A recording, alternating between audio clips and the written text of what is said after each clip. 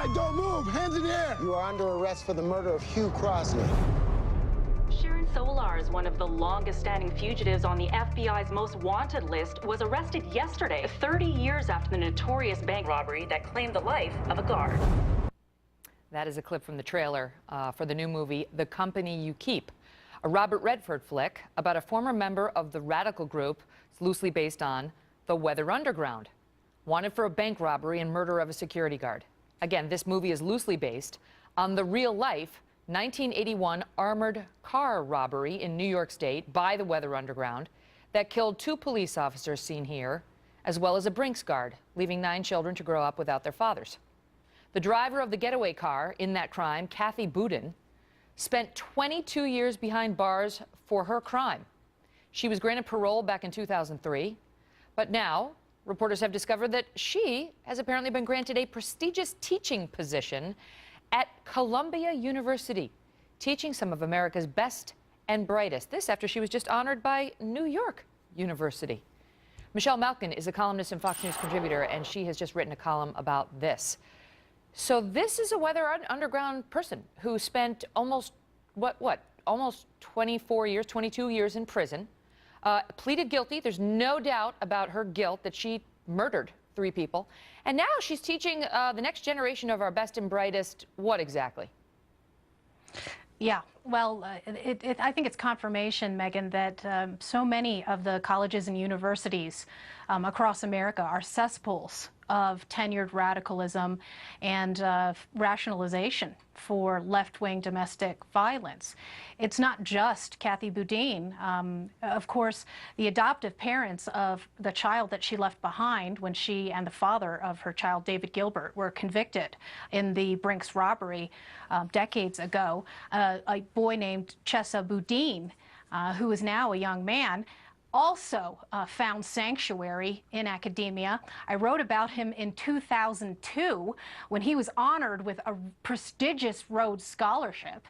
And just like his parents, Kathy Boudin and David Gilbert, and his adoptive parents, Bill Ayers and Bernadine Dorn, Chesa Boudin remains as unrepentant about the violence that the Weather Underground perpetrated, and is, in fact, is quite proud of his parents and adoptive parents' quote-unquote social justice legacy. Yeah. So this is now we've got Bernadine Dorn, who, as you mentioned, is with Bill Ayers at Northwestern University. And now we've got this prize, Miss Kathy Boudin at Columbia University.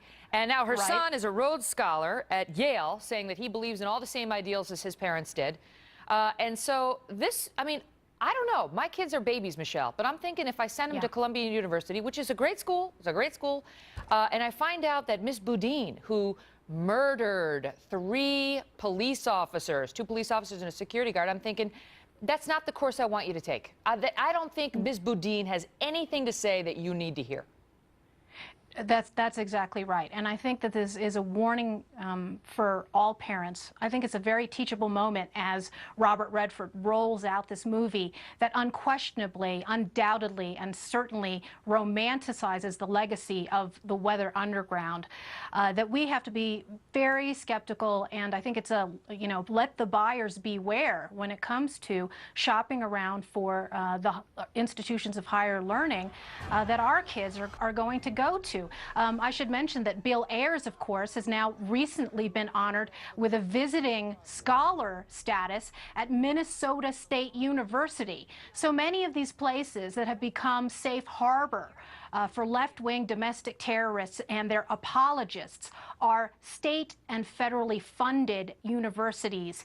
And I think it behooves all taxpayers to know the real history that's been whitewashed here, not just by academia, but of course by Hollywood. It's incredible. I think this is a little off, but I think back to just Casey Anthony, who was acquitted in the murder of her young daughter, but believed by so many Americans to have actually committed the crime. And people didn't want to hear anything about her. They didn't want to see her get $1 million book deal. They didn't want to buy her book and so on. Same thing with OJ, right? They didn't want to hear his If I Did It book and so on. But this woman, she can admit admit to killing 3 law enforcement officers, served 22 years in prison for it. And what did they do? Columbia University gives her a job, a prestigious job. And the woman who hired her, Columbia School of Social Work Associate Dean Marianne Yoshoika, says she's been an excellent teacher who gets incredible evaluations from her students each year. Michelle, turns out she's teaching about the issues facing convicts and their families when you're released from prison. Well, she's got some expertise.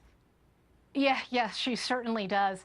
And I would urge the families, especially of those who were victimized and those who were murdered, to continue to speak up. I mentioned last week in my column when this movie was being rolled out that there remains a scholarship, a memorial scholarship fund for the 2 police officers that were killed, Edward O'Grady and Waverly Brown. And they're going to be having a fundraising banquet in June to honor students who do not believe in the legacy of these left-wing terrorists, but who are pursuing law enforcement careers. Remember them, please. Michelle Malkin, great to see you. You bet. We'll be right back.